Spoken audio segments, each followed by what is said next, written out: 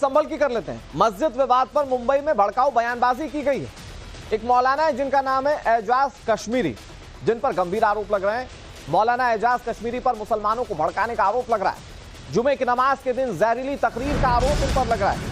मुसलमान अपनी कुर्बानी देने के लिए तैयार हैं। ये नुमाइंदगी कर रहे हैं मुसलमानों की। वो कह रहे हैं कि मुसलमान अपनी कुर्बानी के लिए तैयार हैं। अब किसी मस्जिद पर समझौता मंजूर नहीं। मुंबई की हांडी मस्जिद में संभल मस्जिद सर्वे पर प्रदर्शन भी किया गया। जो बातें कही मौलाना साहब ने ये भड़काने जैसी हैं। वो कह रहे हैं साजिश के तहत मुसलमानों पर जुल्म हो रहा है। हालांकि हिंदू पक्ष ये कह रहा है कि हमारे धर्म से जुड़ी हुई चीजें हम इसके साक्ष्य और प्रमाण पेश करेंगे, कोर्ट का दरवाजा खटखटाएंगे, तब अपनी चीजों को वापस दें। लेकिन मौलाना साहब खुलकर कह रहे हैं कि हम अपनी कुर्बानी के लिए तैयार। ये तमाम मुसलमानों की नुमाइंदगी किस बिहाफ पर कर रहे हैं ये समझ से परे। लेकिन संभल हिंसा पर भड़काऊ तकरीर की गई, नारे से जहर घोलने की कोशिश की गई। संभल में मस्जिद के जो सर्वे हो रहे हैं उस पर सवाल उठाए गए। वो खुलकर कह रहे हैं कि हम अब एक और कुर्बानी के लिए तैयार नहीं है, भले हम अपनी जान दे दें। उन्होंने ये कहा कि हम करोड़ों मुस्लिम अपनी जान देने के लिए तैयार। भाई आप तैयार हो, आपको फर्क ना पड़ता हो, लेकिन भारतवासी को, भारतीय हिंदू को फर्क पड़ता है इस बात से। वो अपने किसी मुस्लिम भाई की जान नहीं लेना चाहते।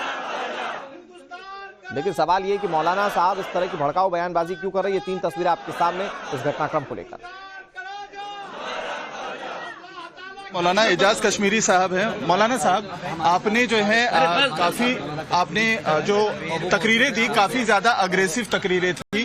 क्या कहना चाहेंगे आप, अपनी बात क्या कहना चाहते हैं? क्या अग्रेसिव तकरीर थी, आप बताएं मुझको, क्या अग्रेसिव थी? जी, आपने कहा कि 25 करोड़ मुसलमान हैं, अगर 1-8 करोड़ जाया भी हो जाते हैं या कुर्बान हो जाते हैं तो कोई मुस्लिम नहीं आएगा। उसको एग्रेसिव नहीं कहते हैं। हम अपनी शहादत के लिए तैयार हैं।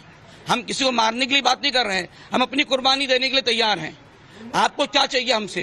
हमारी जान की कुर्बानी चाहिए। संभल में 7 तो शहीद हो गए ना, वैसे हम और शहादतें देने के तैयार हैं। हम किसी को मारने नहीं जा रहे हैं, मगर हमें अगर कोई कुर्बान करना चाहे तो हम अपने ख्वाजा के हिंदुस्तान के लिए, ख्वाजा के शहर के लिए, ख्वाजा के मुल्क के लिए, अजमेर के लिए और संभल जैसे दूसरे मुकद्दस मकामात के लिए अपनी शहादत के लिए तैयार हैं।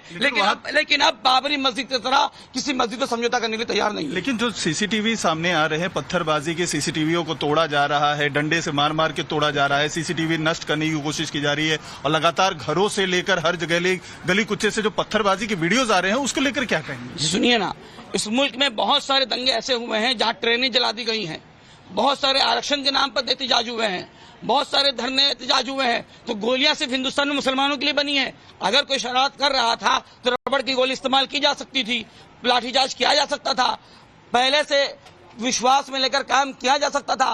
और कचहरी ने, वो कोर्ट ने 24 घंटे के अंदर सुनवाई करके ऐलान भी दे दिया, सर्वे का ऑर्डर भी दे दिया। ये किस तरफ इशारा कर रहा है? पहले दिन जो सर्वे हुआ मौलाना साहब, वो तो शांति से हुआ। सर्वे भी जो हुआ, कोई इंसाफ, जिसको ईमानदारी से एक रत्ती बराबर भी आंखों में शर्म होगी ना, इंसानियत होगी, जानवर दरिंदा नहीं होगा, तो कभी नहीं मानेगा कि इस तरह सर्वे करना चाहिए था। अगर किसी ने पिटीशन दाखिल की थी तो आपको अपोजिशन पार्टी को बुलाकर उससे पूछना चाहिए था कि आपका क्या कहना है। डायरेक्ट सर्वे पास कर दिया गया। लेकिन सर्वे के दौरान तो दोनों पक्ष के लोग थे, कोर्ट कमिश्नर के साथ थे, पुलिस व्यवस्था। ऑर्डर किस बुनियाद पर दिया गया? एक ही पक्ष को सुन के दिया गया ना। कि कभी एक पक्ष को सुन के फैसला दिया जा सकता है? आप बताइए मुझको, कभी एक आदमी को सुन के फैसला दिया जा सकता है? ये इंसान पक्ष तो दोनों थे ना, जब कोर्ट में जो है होने के बाद फैसला, सर्वे का ऑर्डर की बात आप कह रहे हैं दोनों थे। जब सर्वे का ऑर्डर दिया गया तब कितने पक्ष थे ये बताइए मुझको। आप फैसला सुना दें, हमने सुना दिया, आप उस पर अमल करें, ये तो आप मजबूर कर रहे हैं ना, तो मजबूर कर रहे हैं आप। 1991 कानून की धज्जियां, पार्लियामेंट के दस्तूर की धज्जियां वो जज साहब उड़ाए हैं। तो उन्हें मैं तो कहता हूं कि पार्लियामेंट के खिलाफ उन्होंने फैसला दिया है, कानून के खिलाफ उन पर कार्रवाई होनी चाहिए। तो क्या आपको लगता है संभल की जो घटना है वो प्लानिंग के तहत की गई है? सब पूरे हिंदुस्तान में जितनी घटनाएं हो रही हैं मसाजिद को लेकर, ये प्लानिंग के साथ हो रही है कि मुसलमानों को जो दबाया जाए, उनके मजहबी मकामात पे हमला किया जाए और इस मुल्क के अमन अमान को खराब किया जाए।